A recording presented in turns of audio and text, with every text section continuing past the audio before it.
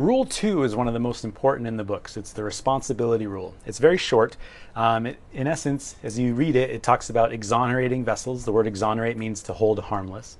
The rule in essence states that you need to use good seamanship to avoid collision at sea, and you're always responsible for the movements of your vessel, right?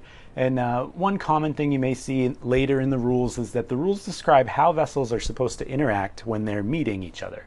So in this case, maybe these two vessels can see each other. They're both power-driven vessels under power. Well, in this case, the red vessel may need to pass behind the green vessel. We'll learn about that later. In Rule 2, we're talking about situations that are not covered elsewhere in the rules. Like, what if there's 3 vessels meeting? Well, each vessel needs to use good seamanship to avoid collision. Right, so that's why this rule is often called the special circumstances rule, and you'll see the words special circumstances in some of the answers in test questions as well. It's often cited, when vessels are coming together and there's more than 2, it's a special circumstance, and that's true, but in general the rule is really after using good seamanship to avoid collision.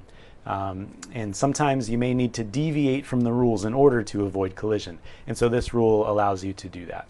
So Rule 2 is kind of best described as the one that prevents all collisions, right? It forbids collisions at sea because all vessels are required to take appropriate action to avoid collision.